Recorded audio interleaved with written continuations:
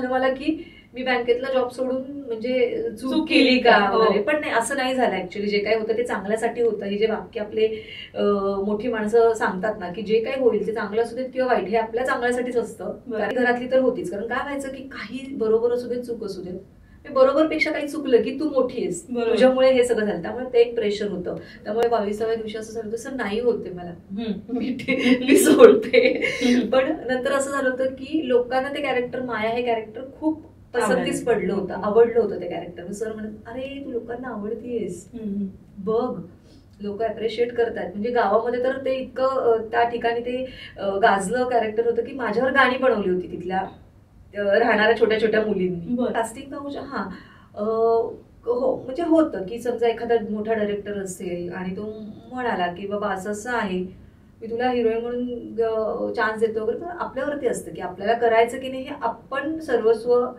आपण ठरवायचं असतं. MLA टॉक शो मध्ये तुमचं मनापासून स्वागत आहे. मी आहे तुमची host Abhilasha. I am the founder of Maharashtrian ladies association. फेसबुकवर सर्च करा MLA महाराष्ट्रीयन लेडीज असोसिएशन आणि लगेच जॉईन करा. अच्छा, आता मला सांगा की कोण कोण सिरियल्स बघताय आणि कोण कोण मूवीज बघताय. सो आपल्याकडे आज आली आहे एक ग्लॅमरस हिरोईन, जी सिरियल पासून सुरुवात केले, नाटक आणि मूवी, आज मोठ्या क्षेत्रामध्ये मोठी सक्सेसफुल हिरोईन आपल्याकडे आलेली आहे. पासून स्वागत करूया आरती शिंदे मॅमचं. Thank you so much. Aarti ma'am, एवढं सिरियल वगैरे करतात, कसं वाटतंय तुम्हाला? मला छान वाटतंय. ओके. आणि आज आमच्या शोला येऊन कसं वाटतंय तुम्हाला? खूपच छान वाटतंय. खूप छान वाटतंय. मस्त. सो आज आपले कॅन्डिडेट गप्पा होणार आहेत. खूप मजा येणार आहे तुमच्याशी बोलताना. मला खूप काही गोष्टी तुमच्याकडनं शिकायच्यात. इव्हन दर्शकांना पण तुमच्याकडनं खूप इन्स्पिरेशन मिळणार आहे आजच्या गोष्टीमध्ये. सो आपण मस्त गप्पा मारूया. नक्कीच. सो मॅम, सुरुवात कशी झाली तुमची की ह्या फील्डमध्ये तुम्हाला यायचंय किंवा ह्या फील्डमध्ये करिअर करायचंय, असं तुम्ही कधी विचार केला? असा काही विचार केला नाही असं नाही म्हणता येणार. मी अगदी लहान असल्यापासून डान्स आणि नाटक हे मला आवडायचं, पण मी ते फक्त एक आवड म्हणून जे जपतात की नाही 1ली ते 10वी पर्यंत, तर तसं माझं होतं की डान्स आणि नाटक. पण त्याच्या पुढे जाऊन मला हिरोईन व्हायचंय किंवा मला नाटकात पुढे जाऊन काम करायचंय आणि मग पिक्चरमध्ये करायचं, असं काहीच ठरलं नव्हतं. कारण माझं फॅमिली बॅकग्राऊंड सगळं पोलीस आहे. त्यामुळे माझ्या घरामध्ये 1 डझन पोलीस आहे. म्हणजे आत्या, काका, काकू, माझे वडील, असे सगळे माझे जे रिलेटिव्ह आहेत 12 जण 13 जण पोलीसमध्ये. त्यामुळे घरच्यांची पण एक अपेक्षा होती की ही जर 12वी पास आउट झाली की ही पोलीस भरती होईल. पण नाही, असं नाही झालं. ऍक्च्युली झालं असं की 12वी नंतर नाही, माझं खूप लोकांना असं वाटतं की माझं लग्न नाही झालंय, पण माझं लग्न झालेलं आहे. मला एक मुलगी पण आहे. तर माझं खूप लवकर लग्न झालं 12वीत असताना. मग 12वीच्या सुट्ट्यांमध्ये वगैरे लग्न झालं आणि त्यानंतर मग एक छान एक मॅरिड लाईफ जसं असतं तसं माझं मॅरिड लाईफ सुरू झालं होतं आणि मी छान बँकेत कामाला होते. आणि सगळं माझं बंद झालं होतं, नाटक वगैरे हे सगळ्या गोष्टी बंद झाल्या. माझं ग्रॅज्युएशन मी लग्नानंतर केलं. मग त्या ग्रॅज्युएशनच्या काळात असं झालं होतं की एक नाटकाचा ग्रुप मला अटॅच झाला होता, कॉलेजमधलाच होता आणि 3 वर्ष मी तिथे पण नाटकात काम केलं. आणि मग कॉलेज झाल्यानंतर मग पुन्हा घर आणि मग जॉब, बँकेतला जॉब, घर, असं सगळं माझं व्यवस्थित छान सुरू होतं. पण एक दिवस माझ्या मित्राचा मला फोन आला की अगं एक ऑडिशन देशील का? तर कोणाचं? तर माझं नशीब इतकं छान होतं की मला सुमित्रा भावे आणि सुनील सुटकनकर यांची ती सिरियल होती शाळा नावाची. त्यामध्ये मला म्हटलं ठीक आहे, देते ऑडिशन, बघूयात काय होतो. मग मी ऑडिशन द्यायला गेले आणि 3-4 दिवसांनी मला फोन आला की तुमचं सिलेक्शन झालेलं आहे आणि शूटिंग सुरू होईल. मी ऑलमोस्ट 6 महिने वगैरे त्यांच्या सिरियलमध्ये काम केलं. छान मजा आली त्यांच्याबरोबर काम करताना. माझा फर्स्ट एक्सपिरियन्स होता. म्हणजे मला छान वाटतं की सुमित्रा मावशी डायरेक्टर होत्या, सुनील सर डायरेक्टर होते आणि त्यांच्यासमोर मला ती म्हणजे कॅमेरा फेस मी त्यांच्या सिरियल पासून केला. आणि ते झाल्यानंतर मग तिथून माझी जरा एक सुरुवात झाली आणि त्यामुळे मी बँकेतला जॉब सोडून दिला.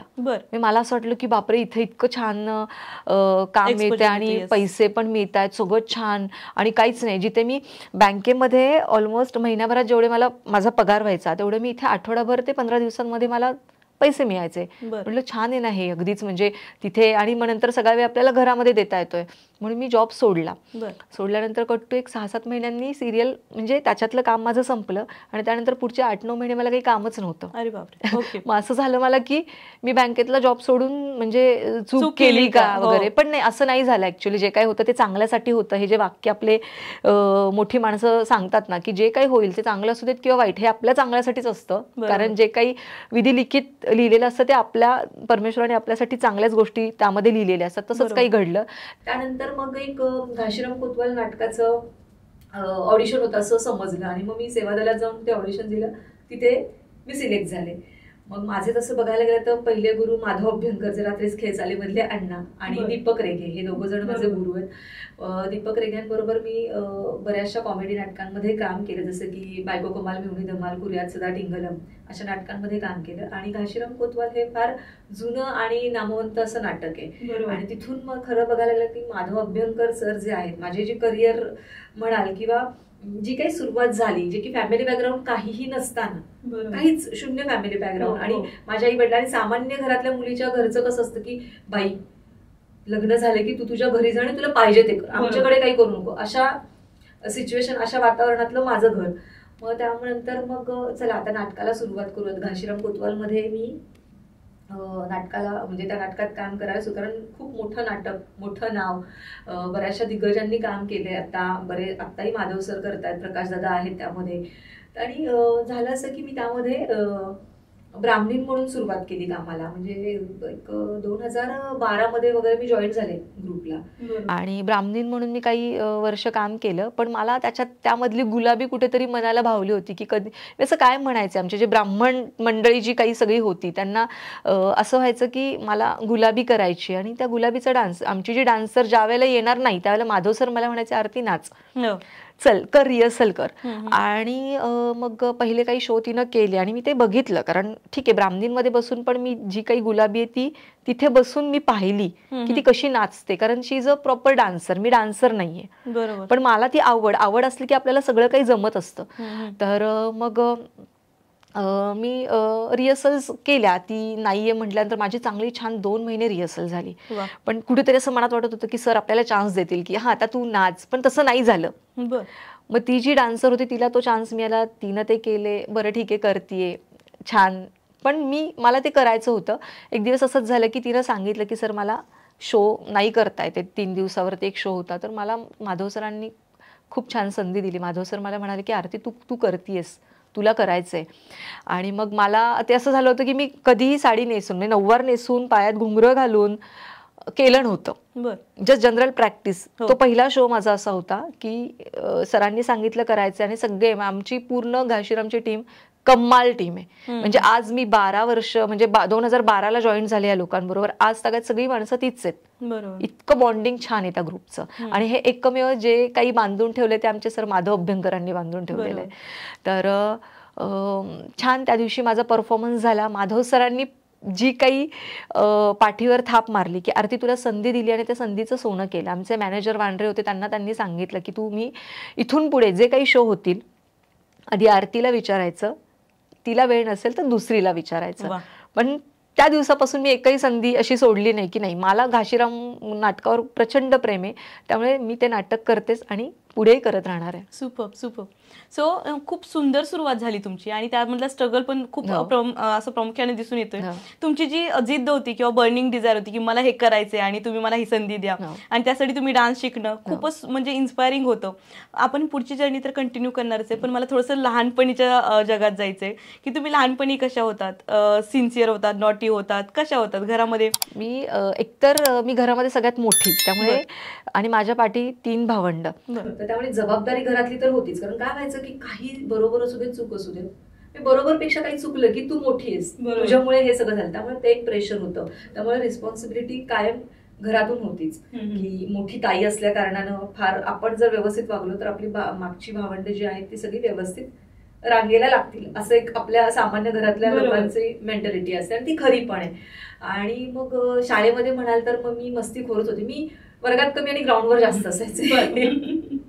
वर्गात कमी आणि अभ्यासापेक्षा स्पोर्ट, डान्स, नाटक, त्यामध्ये ड्रिल, लेझिम ह्यामध्ये मी कायम सतत पुढे असायचे. आणि मी नॅशनलला कबड्डी पण खेळलेली आहे, त्यामुळे वडिलांचे होप्स होते की कबड्डीला नॅशनलला खेळलेली आहे, त्यामुळे पोलीस व्हायला अजून एक स्कोप आहे, म्हणजे एक स्पोर्ट कोटातून ती पोलीस होऊ शकते वगैरे, असं सगळं होतं. त्यामुळे शाळेमध्ये तर मी नॉटी होतेच, अभ्यास पण करायचे, म्हणजे पासही होत होते, पण सोसो मध्ये होते. अगदीच खूप हुशार आणि टॉपर विद्यार्थी विद्यार्थिनी असं नाही, पण स्टेज ग्राउंड हे माझ्या जवळचं होतं. ओके. सो तुम्ही जेव्हा शाळाची सुरुवात केली, शाळा पहिली सिरियल होती तुमची, आणि घाशीराम कोतवाल नाटक जेव्हा सुरुवात केलं तेव्हा घरच्यांची प्रतिक्रिया काय होती, हजबंडचं म्हणणं काय होतं, किंवा कसं रिॲक्ट कसे केले त्यांनी सगळ्यांनी? आता कसं झालं ना की म्हणजे इंडस्ट्रीत माझं कोणीच ओळखीचं नव्हतं, किंवा तिथपर्यंत कसं पोहोचायचं किंवा काय हे याच्यातली काही माहिती नव्हती. की कसं असतं ना, माणसाला काहीतरी बनायचं असतं, पण जोपर्यंत आपल्याला गुरु मिळत नाही किंवा जोपर्यंत आपल्याला मार्गदर्शक मिळत नाही तोपर्यंत आपल्याला ती वाट दिसत नाही. तसंच माझंही झालं होतं. पण आणि माझा नवरा किंवा माझ्या घरातले असं होतं की हा करतीये ना काहीतरी, तिच्या समाधानासाठी करते ना, करू दे. ओके. तर त्यांना अपोज नव्हता. अपोज नव्हता की करते, तुला वाटतंय ना, छान वाटतंय. पण घाशीरामच्या वेळेला एक असं झालं होतं की गुलाबी कॅरेक्टर हे एक 52 खणीतल्या बाईचं काम ती करत, गुलाबी हे कॅरेक्टर 52 खणीतल्या एका बाईचं कॅरेक्टर आहे. मग मला असं झालं की 2 लावण्या आहेत त्या. बरोबर, 2 लावण्या आहेत. मग मी नवऱ्याला म्हटलं की बाबा रे असं असं आहे, तर घरात पण आई बाबांना म्हटलं बघ, मग ते तशीच कामं मिळतील तुला किंवा तसंच हे होईल. म्हणजे ते नाटक आहे. मला नाटक, सिनेमा, पिक्चर मध्ये मला सगळ्या भूमिका जगायच्या. मला त्याच्यात पोलीसही बनायचंय, मला त्याच्यात आई बनायचंय, मला त्याच्यात म्हणजे जी 52 खणीतली बाई आहे ती बनायचंय. मी प्रत्येक म्हणजे ऍज अ ऍक्टर म्हणून मला सगळंच जगायचंय. मग त्यावेळेला मी तो डिसिजन घेतला होता की ठीक आहे, मला नवऱ्याने माझ्यावरती सोपवलं होतं की तुला जे हवंय ते तू कर. म्हटलं मी करते. म्हणजे अपोज नाही केला, सगळ्यांनी सपोर्ट केला. अपोज नाही केला, ऑब्व्हियसली सपोर्ट झाला तो. सो मग त्यानंतर तुमची जेव्हा अपी द कलेक्टर, राईट ना, सो अपी आमची कलेक्टर जी मराठीची सिरियल रिलीज झाली, त्याच्या मागं एका एक सगळ्या सिरियल रिलीज होत गेल्या. सो सगळ्यात कुठल्या सिरियल मुळे तुमचं जास्त नावारूपाने आलंय, म्हणजे जास्त प्रकर्षाने तुमची ही भूमिका पाहायला मिळाली लोकांना? आता अप्पीच्या आधी माझी एक सिरियल होती फक्त मराठीला. बरं. तर त्याच्यामध्ये मी ती कोणी बघितली की नाही मला माहिती नाही, त्यामध्ये माझं निगेटिव्ह माया नावाचं कॅरेक्टर होतं. बरं. आणि ते माझी ती सगळ्यात पहिली सिरियल होती, म्हणजे शाळेच्या नंतरची. शाळेमध्ये कसे छोटे छोटे कॅरेक्टर्स होते ते मी प्ले करत होते, पण इथे ऍज अ सिरियल आउटडोअर वालं, म्हणजे घर सोडून मी कधीच बाहेर राहिले नाही. इथे अगदीच 15-20 दिवस राहायचं, मग 2 दिवस सुट्टी. तळेगावला MIDCच्या इथे ते शूटिंग आमचं व्हायचं. तर मग त्यामध्ये असं झालं होतं की त्यामध्ये निगेटिव्ह लीड करत होते आणि फायनल वगैरे सगळं काय झालं, शूटिंग वगैरे. आणि ते माझा फर्स्ट एक्सपिरियन्स होता की मी सांगतेय, मी डायरेक्टरांना, प्रोड्युसरला सगळ्यांना सांगितलं होतं की माझी पहिली सिरियल आहे, तुम्ही मला निगेटिव्ह लीड केलेलं आहे आणि निगेटिव्ह लीडला खूप जास्त सीन्स असतात, पाठांतर असतं, ह्या सगळ्या गोष्टी असतात. बघा सर, म्हणजे माझं नाही, आम्ही घेतो, तुझ्याकडून करून घेतो, सांभाळून घेतो वगैरे, असं सगळं. म्हणजे एक एक्स्ट्रीम लेवलला असं झालं होतं की एक 20व्या-22व्या दिवशी असं झालं होतं, सर नाही होते मला, मी सोडते. पण नंतर असं झालं होतं की लोकांना ते कॅरेक्टर, माया हे कॅरेक्टर खूप पसंतीस पडलं होतं, आवडलं होतं ते कॅरेक्टर. मग सर म्हणत, अरे तू लोकांना आवडतीयेस, बघ, लोक अप्रिशिएट करतात. म्हणजे गावामध्ये तर ते इतकं त्या ठिकाणी ते गाजलं कॅरेक्टर होतं की माझ्यावर गाणी बनवली होती तिथल्या राहणाऱ्या छोट्या छोट्या मुलींनी. तर ते एक कॅरेक्टर खूप छान होतं. ते म्हणजे खूप जास्त दिवस ती सिरियल नाही चालली, पण जोपर्यंत चालली तोपर्यंत ते कॅरेक्टर खूप छान होतं. तीही सिरियल मस्त होती. त्यानंतर मग असं झालं की मग पुन्हा नाटक, ऍड शूट, शॉर्ट फिल्म्स, काही पिक्चर्स असे आहेत की शूट झालेत पण ते अजून रिलीज नाही झाले व्हायचे. तर त्यानंतर मग मला झी मराठीकडून आमचे जे मकरंद सर आहेत त्यांचा एक फोन आला की तू काय करतेस. म्हटलं सध्या काही करत नाहीये. तर म्हणे की झीची सिरियल आहे तर एक ऑडिशन देशील का. तर म्हटलं काय कॅरेक्टर आहे. आणि खरं म्हणजे त्यावेळेला ना MIT कॉलेजच्या काही फिल्म्स होत्या त्या मी करत होते. त्यांच्या शॉर्ट फिल्म्स असतात तर त्या मी करत होत्या. म्हणजे शेड्यूल त्यावेळेला पॅक होतं. लोणीचं जे MIT कॉलेज आहे त्यांच्यासाठीचं. तर झालं असं की मी त्यावेळेला शूटलाच होते आणि मग मला मकरंद सरांचा फोन आला की आरती असं अप्पीतलं, आणि ती ऍड मी पाहिली होती अप्पीची. मला त्यावेळेला अजिबात वाटलं नव्हतं की ह्या सिरियल मध्ये पुढे जाऊन मी काम करेन. पण ज्यावेळेला झी मराठीनं दाखवायला सुरुवात केली होती की येणारी नवीन सिरियल, लवकरच येणारी नवीन सिरियल, तर हा छान आहे वगैरे, 7चा स्लॉट आहे, मस्त आहे, श्वेता मॅडमची सिरियल आहे वगैरे, असं सगळं छान. मग मकरंद सरांचा फोन आला. मी म्हटलं की मी देते ऑडिशन दिल्यानंतर मी ऑडिशन देण्याआधी मी सरांना विचारलं की सर हे कुठल्या कॅरेक्टरसाठी आहे, तर हिरोची आत्या.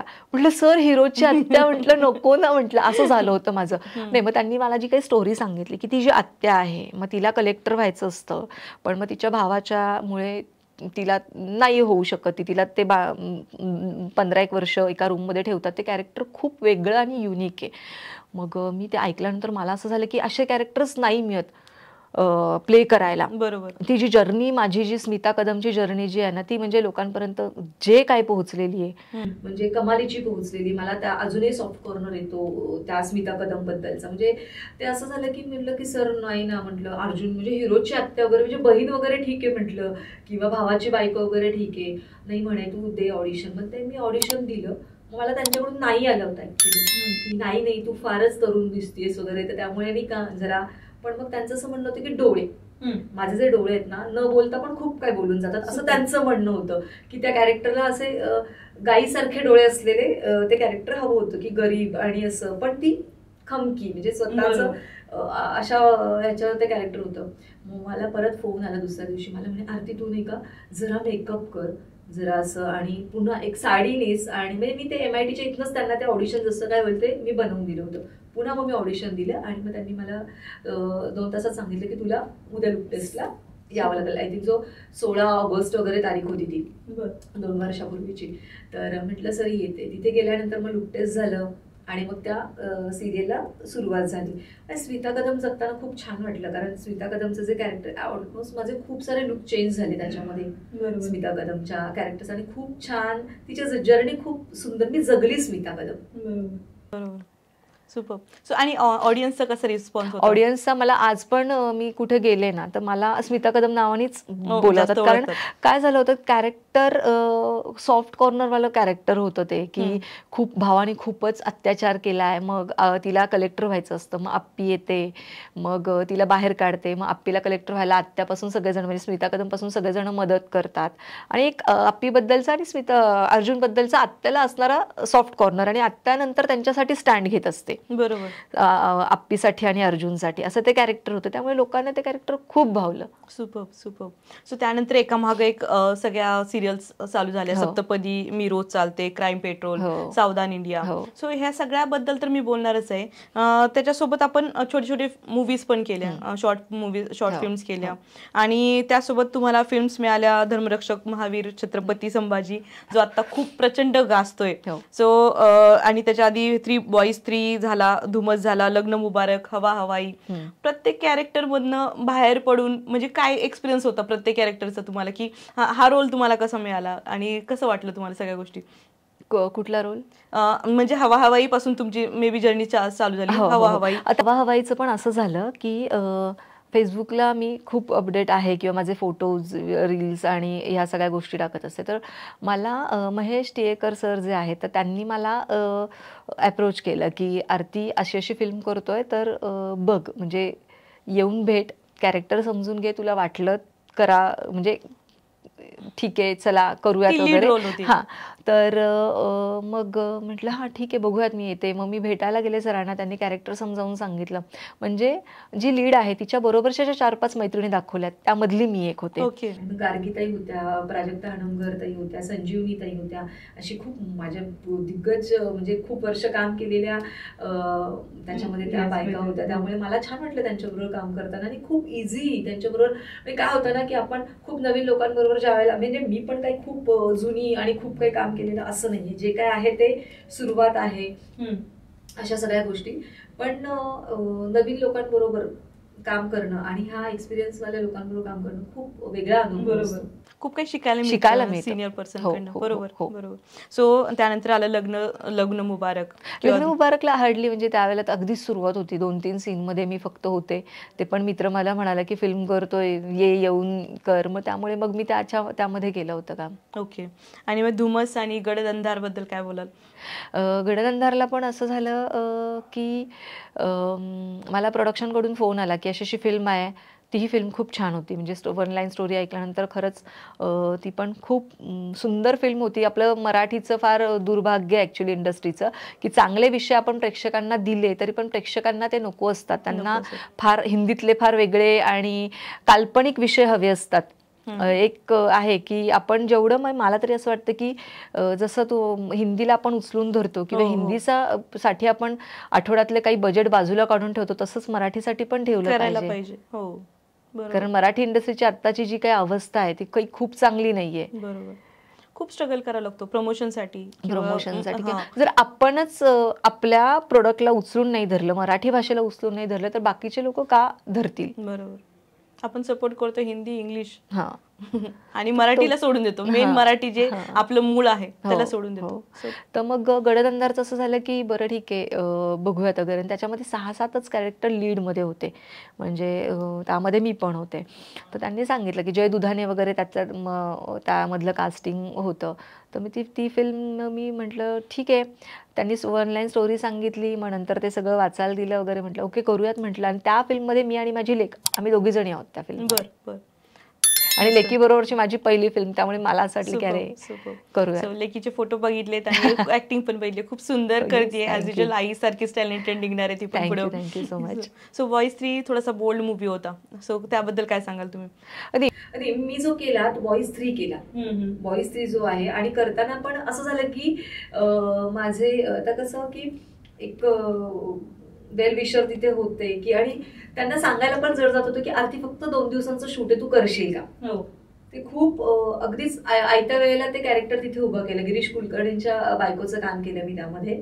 आणि मग मला असं झालं, मग त्यांचं असं म्हणणं होतं की आरती डायलॉग काहीच नाहीये, मग तू करणार का, म्हणजे बघ, मग तू नसेल जमत तर नाही म्हणून सांग. म्हटलं गिरीश कुलकर्णी एवढी मोठी स्क्रीन आपल्याला शेअर करायला मिळतेय, का नाही करणार. मी गेले, सिंहगड रोडलाच त्याचं शूटिंग झालं. तर मग गेल्यानंतर मग गिरीश दादांचं असं झालं होतं की अरे she is a very nice artist, द्या ना तिला एखादं वाक्य तरी द्या असं ते झालं होतं. पण त्यांच्याबरोबरही काम करताना मजा आली, छान. म्हणजे जे सिनियर ऍक्टर्स आहेत त्यांच्यावर काम करायची मजा वेगळी. ओके. सो एवढे सारे को स्टार्स किंवा को ऍक्टर सोबत काम केलं, तर कुठला एखादा नाही का शब्बाशकी मिळाला असा कुठला क्षण होता का, किंवा ह्या गोष्टीला मला पटकन शब्बाशकी मिळाली, वन टेक हे झालं?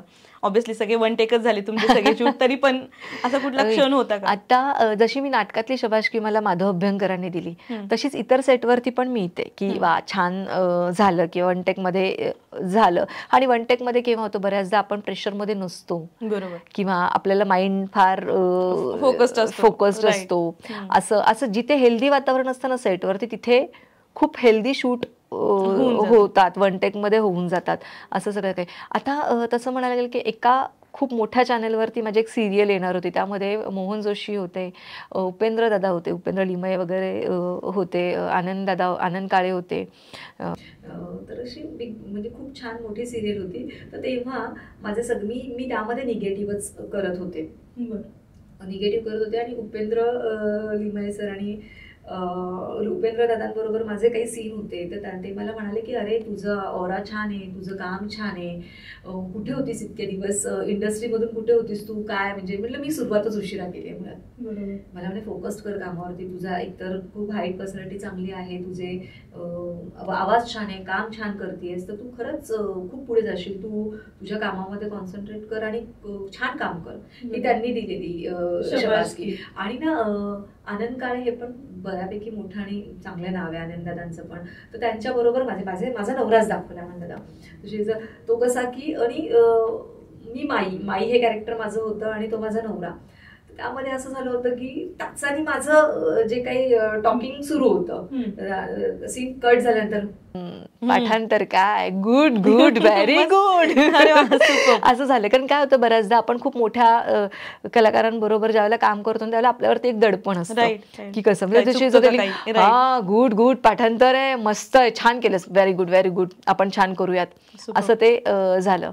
इव्हन गिरीश मोहिते सर सुद्धा तेच डायरेक्ट करत होते त्या फिल्म, ती सिरियल, तेच प्रोड्युसर होते. ते माई आप कहाँ पे थे इतने दिनों तक, तू इंडस्ट्रीत भेटली का नाही, इतक्या उशिरा का भेटलीस तू, हे असं ते मला म्हणजे अगदी सगळ्यांसमोरच ते बोलले की अरे काय असं ते झालं. आणि मला माहिती सो मी त्यांच्याबरोबर काम पुढेही भविष्यात होईलच, करेल मी त्यांच्याबरोबर काम.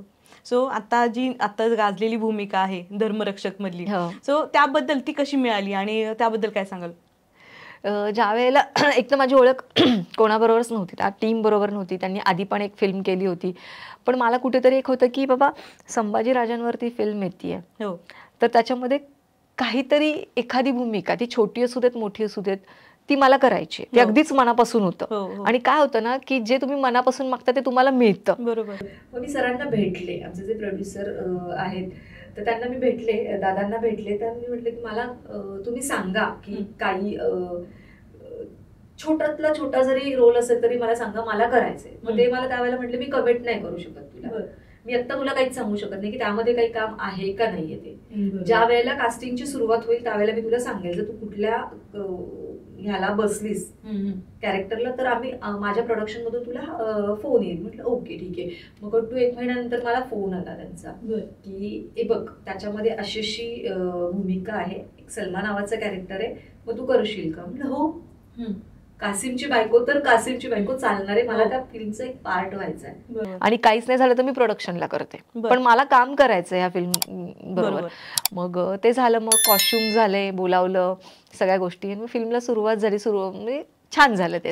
आम्ही पाहिले की आपण मूवी एकत्र पाहिले आणि तुमच्या डायलॉगला सगळेजण शिट्ट्या आणि टाळ्या पडत होत्या. सो एवढी सुंदर ती भूमिका झाली आणि सगळेच आम्ही भारावून ते बघत होतो आणि खरंच खूप सुंदर झालं. सो एवढं सगळी जर्नी जी आता जी चालू झाली आहे ह्यामध्ये असं झालं का की कास्टिंग काउच जो प्रकार चालतो मराठी इंडस्ट्री, हिंदी इंडस्ट्री, कुठेही चालतो, सो तुम्ही कधी अशा गोष्टीला सामोरे गेलात? कास्टिंग काउच आता काय होतं ना, आमची जी इंडस्ट्री ती अशी ग्लॅमरस आहे, त्यामुळे इथे दिसते कास्टिंग काउच झालेलं. कास्टिंग काउच तर प्रत्येक ठिकाणी होतं, तर इथे पण होतं, पण शेवटी कसं असतं ना, आपल्यावरती असतं की आपण समोरच्याने दिलेली ऑफर घ्यायची की नाही. बरोबर. आपण नाही म्हणाल तर समोरचा आपल्यावरती आपल्याला काही फोर्स करत नाही की नाही घ्या, मी दिले ते तुला द्यावंच लागेल, असं कोणी मागे लागत नाही. त्यामुळे कास्टिंग काउच हो म्हणजे होतं की समजा एखादा मोठा डायरेक्टर असेल आणि तो म्हणाला की बाबा असं असं आहे, मी तुला हिरोईन म्हणून चान्स देतो वगैरे, तर आपल्यावरती असतं की आपल्याला करायचं की नाही हे आपण सर्वस्व आपण ठरवायचं असतं. सो अशा गोष्टी आल्या असतील म्हणजे कधीतरी, अशा गोष्टी येतात समोर, पण ते एक्सेप्ट करायची की नाही ते पण आपल्यावरती आहे. बरोबर. सो एवढं सगळ्या तुम्ही गोष्टी हँडल करतात, फोटोशूट झालं, नाटक झालं किंवा मूवीज, हिंदी सिरियल्स, सगळे मराठी सिरियल्स, सो ह्या सगळ्यामध्ये वर्क लाईफ बॅलन्स कसं मॅनेज करता तुम्ही? म्हणजे टाइम मॅनेजमेंट कसं असेल, घराला कसं किती टाइम देत आहे? आणि आता तर मुलगी पण ह्या क्षेत्रात पदार्पण करते हळूहळू. हो, म्हणजे लेकीनं केलंय ऑलमोस्ट. आता तिचा विकी नावाची एक फिल्म आहे, त्याचं शूट झालेलं आहे. तर म्हणजे आता कसं घरातल्यांचा पण सपोर्ट आहे ह्या गोष्टीला, त्यामुळे मला तितकासा त्रास होत नाही. आणि माझी लेक जी आहे ना ती खूप समजूतदार आहे, त्यामुळे तिने कधी आतापर्यंत हट्ट केला नाही. मी अवघ्या ती 3 महिन्याची 4 महिन्याची असल्यापासून मी बाहेर शूटसाठी किंवा नाटकांच्या दौऱ्यांसाठी फिरते. त्यामुळे तिला एक सवय झालेली की आई काम करून घर सगळं, मग मी घरी गेले की मग मी घरची असते. मग मी तो दिवस घरीच असतो, कारण सिरियलच्या दरम्यान असंच झालं होतं. 22 दिवस शूट लागायचं, मग कधीतरी 2 दिवस घरी यावं लागायचं. मग त्या 2 दिवसात आपण किती पुरणार घरासाठी, त्यासाठी घरातल्यांचाही ऑफकोर्स सपोर्ट गरजेचाच असतो. बरोबर. आणि माझी जॉईंट फॅमिली आहे, त्यामुळे तो मला जास्त एक जो भाग आहे तो जास्त मला सपोर्टिव्ह आहे. सो पहिले तर मला असं माहितच नव्हतं की तुम्ही मॅरिड आहात आणि एवढी 8 वर्षाची मुलगी आहे. तुम्ही स्वतःच्या फिटनेसकडे कसं लक्ष देतात? म्हणजे आता एवढं जर हेक्टिक लाईफ चालू आहे तर काय काय करता तुम्ही फिट राहण्यासाठी? ऑब्व्हियसली खूप छान दिसतायत. नाही, झालं असं होतं की माझं लग्नाच्या आधी वजन 48 किलो होतं. आता हे सगळ्यांसाठी आहे, म्हणजे हा जेन्युइन बायकांचा प्रश्न आहे की लग्नानंतर फर्स्ट डिलिव्हरी नंतर खूप वजन वाढतं. हा विषय जो आहे तो फार आहे की माझंही असंच झालं होतं की माझं लग्न, मी अगदीच खुश होते की छान मनासारखा नवरा आहे, सगळं छान आहे, माझे सासू सासरे वेल एज्युकेटेड आहेत, सगळे कॉन्व्हेंटमध्ये शिकलेले, त्यामुळे सगळं अगदी छान सगळं होतं. त्यामुळे मला असं 48 वरून माझं वजन 3-4 वर्षांमध्ये कधी 86 झालं मलाच कळलं. Oh my God. म्हणजे ऑलमोस्ट डबल झालं होतं, 86 kg वगैरे झालं होतं. मग असं झालं की आमचा एक नाटकाचा ग्रुप आहे, तर त्याच्यातले आमचे सर म्हणजे तर त्यावेळेला इतकं नाही लक्षात आलं माझे की आपलं वजन खूपच वाढले आणि ह्या सगळ्या गोष्टी की ठीक आहे ओके. बँकेत जॉबला होते, मस्त बसायचं, बँकेतलं काम करायचं, बँक सुटली की घरी, असा सगळा तो विषय होता. मग मला ग्रुपला जाऊन मी भेटायचे वगैरे, मला सहज सर म्हणाले की अगं, म्हणजे त्यांची मला हे खूप उशिरा समजलं की माझ्याबरोबर ते चेष्टा करताय. पण मी ते सिरियसली म्हणजे त्यावेळेला मी लाईटली घेतलं. सर चेष्टा करतात, मला वाटलं की आता बोलतात. त्यांनी त्यांची वाक्य अशी होती की आरती एक नाटक आहे नवीन, करणार का? म्हटले हो सर, पण माझ्या आईची भूमिका आहे. म्हणजे माझ्यापेक्षा तो माणूस माझ्यापेक्षा वयाने जास्त सर आहेत आमचे, म्हणजे नाटकाच्या ग्रुपमधले वेगळ्या, म्हणजे लग्नाच्या आधीचा ग्रुप सांगते मी. हा, तर त्या ग्रुपमध्ये असं झालं की माझ्या आईचं काम मी असं सडनली हा मी करेल ना, कारण काम असतं ना नाटकातलं, मग आईचं द्या किंवा मुलीचं द्या किंवा बहिणीचं द्या. पण त्यानंतर मग ते हसले सगळेजण. मग मला घरी आल्यानंतर काय म्हणजे असं का झालं की मला आईची भूमिका ऑफर केली ह्या लोकांनी, जे की माझं वय आत्ताशी, म्हणजे मी 12वी पासआउट झाले आणि 2 वर्ष गेली आहेत मध्ये, मी 21-22 वर्षांची असेल. मग असं का झालं असेल, म्हणजे असं ते झालं. मग ठीक आहे, ओके, मनाला वाईट वाटलं त्यावेळेला. मग त्यानंतर पुन्हा मी बँकेत माझे पैसे काढायला गेल्यानंतर मग तिथे माझा एक कॉलेजचा मित्र भेटला. मला म्हणे आरती, म्हटलं हो. तू ओळखूच आली नाहीस मला, म्हणाला तो. मग त्यावेळेला असं वाटलं की बापरे, म्हणजे आपण आता ओळखू पण येत नाहीये. 3 वर्षात झालेला तो बदल, लग्नानंतरचा 2-3 वर्षात झालेला बदल. मी आरशात उभं राहून मला असं झालं की बापरे, आपण किती वेगळे दिसतोय. आणि त्यावेळेला असं झालं होतं की शॉपिंग कुठेही केलं तरी कपडे बसायचे, पण वजन वाढल्यानंतर मला कपडे शिवून घ्यावे लागत होते. 86 kg, कारण जरी आपण गेलो घ्यायला कपडे तरी पण XXL, XXL हे आत्ता एवढ्या काही वर्षांमध्ये मिळत आहेत. तर मग नाही, वजन कमी करायचंय हे ठरवलं. नवरा आपला नाही ग छान आहे, काही वजन वगैरे कमी करायची गरज नाही. प्रत्येकाचे नवरे असंच म्हणतात, काय गरज आहे तुला वजन कमी करायची. तसं माझाही नवरा मला म्हणाला, पण म्हटलं नाही, आपल्याला जर इंडस्ट्रीत काम करायचंय, इंडस्ट्रीत पेक्षा आपण आपल्याला स्वतःला छान वाटलं पाहिजे. बरोबर. म्हणजे बाईनी कायम लक्षात ठेवायला पाहिजे की आरशात बघितल्यानंतर आपण आपल्या स्वतःला छान दिसले पाहिजे. आपण कानातले लिपस्टिक, लायनर, छान ड्रेस स्वतःसाठी घातला पाहिजे. तर मग ते असं झालं की मग मी एका ठिकाणी जिम लावली आणि मग त्याच्यामध्ये मी कार्डिओ केलं फक्त, आणि सूर्यनमस्कार वगैरे ह्या सगळ्या गोष्टी. तर मी ऑलमोस्ट 3 महिन्यामध्ये 17 किलो वजन कमी केलं. 17 किलो वजन कमी केल्यानंतर मग त्यानंतर समजलं की आपल्या शरीराला काय खाणं गरजेचं आहे, कुठली एक्सरसाइज गरजेची. त्या 3 महिन्यानंतर मी वजन कमी, 17 किलो वजन कमी केलं. त्या 3 महिन्यानंतर मग मी जिम बंद केली. जिम बंद केल्यानंतर फक्त सूर्यनमस्कार आणि स्विमिंग सुरू ठेवलं आणि डाएट तोच कंटिन्यू ठेवला. आणि त्यानंतर मग हळूहळू वजन माझं कमी होत गेलं आणि स्टील आता माझं वजन 56 to 57 एवढंच आहे. आणि आता बाहेर दौरे होतात, खाणं होतं, मग एक ड्रेस ठेवला मी घरात माझा जुना, तो प्रत्येक 15 दिवसांनी किंवा महिन्यानी घालायचा. आणि जर तो थोडा टाईट झाला की चला वजन कमी करायचं, फिट व्यवस्थित आलं तर ओके ठीक आहे. म्हणजे काय होतं ना, थोडं वजन 2-3 किलो वाढलं ना की तुम्हाला लगेच कमी करता येतं. ते अगदीच खूप वाढल्यानंतर आहे ना मग वेळ लागतो. हा, हो, सुपर. मग त्यामुळे आपण डाएट पाळणं फार गरजेचं आहे. आणि काय होतं की खूपदा बायका काय करतात की जिम करतात पण डाएट करत नाही. ऑलमोस्ट तुम्हाला जिम 40% आणि डाएट तुम्हाला 60% कराल, त्याच वेळेला तुमचं वजन कमी होणार आहे. बायका डाएट करतात, खातात आणि म्हणतात की माझं वजन कमी होत नाही. बरोबर. सो जिम नंतर जास्त भूक लागते. हो, असं म्हणतात जिम नंतर. पण जिम नंतरही लागते भूक, पण ते काय खायचं आणि काय नाही आणि किती खायचं. कारण काय होतं, खूपदा मला खूप मैत्रिणींचे फोन आले, माझ्या शाळेतल्या मैत्रिणींचे फोन आले की आफ्टर डिलिव्हरी नंतर त्यांचं वजन खूप वाढलं होतं, की आरती तू वजन. मग लोकांना असं वाटतं की जादूची छडी फिरवली की वजन कमी होतं. तर असं नाही, ह्याच्या मागे माझी 10 वर्ष गेलेली आहेत. बरं, वजन कमी करणं सोपं आहे, ते मेंटेन ठेवणं अवघड आहे. खूप अवघड आहे. हो, वजन कमी होतं पण ते मेंटेन ठेवणं अवघड आहे. आणि काय होतं ना, प्रत्येकाची शरीरयष्टी वेगवेगळी असते, त्यामुळे प्रत्येकाला तोच डाएट लागू होईल असं नाहीये. त्यामुळे आपण आपल्या खाण्यामध्ये थोडेफार बदल करून आपण काय खाल्ल्याने आपलं वजन कमी होतंय हे जर आपल्याला समजलं ना तर ते कंटिन्यू करायचं. बरोबर, खूप मस्त. म्हणजे त्यानुसार मी आहे की बाबा हे सगळ्यांनी शिकलं पाहिजे की आपल्याला काय लागतं. आणि दुसऱ्यांसाठी नाही, आपण स्वतःसाठी सुंदर दिसलं पाहिजे, छान दिसलं पाहिजे. खूप मस्त, खूप मस्त. सो आता आपण बोलूया तुमच्या अपकमिंग मूवीज बद्दल. आता काय काय प्रोजेक्ट चालू आहेत तुमचे, आणि हा एपिसोड आपण नंतर पण कंटिन्यू करणार जेव्हा तुमचे नवीन प्रोजेक्ट येणार आहेत. येस, नक्की. आता तरी आहेत एक 4 ते 5 फिल्म्स आहेत आता. तर आता माहिती नाही, म्हणजे शूट झालेलं आहे, कधी रिलीज होतील माहिती नाही. पण लवकर व्हाव्यात हीच मी पण स्वामींकडे प्रार्थना करेन, कारण त्यामधले पण रोल माझे खूप चांगले आहेत. आणि आता सिरियलचं पण सुरू आहे, लवकरच समजेल अजून एका नव्या सिरियलमध्ये नव्या भूमिकेमध्ये नव्या भूमिकेमध्ये. इव्हन आता हा धर्मरक्षक पण सेकंड पार्ट येणार. सुपर. सो तुमच्या आगामी सगळ्या मूवीजसाठी आणि सिरियलसाठी मनापासून शुभेच्छा MLA ग्रुपकडून आणि आमच्याकडून. सो नक्की तुम्ही आज इथं आलात आणि खूप छान आपल्या सोबत गप्पा मारल्यात, त्याबद्दल मनापासून धन्यवाद. थँक्यू. तुमचे पण खूप सारे धन्यवाद, मला तुम्ही इथे बोलावलं त्याबद्दल खरंच मनापासून धन्यवाद. थँक्यू.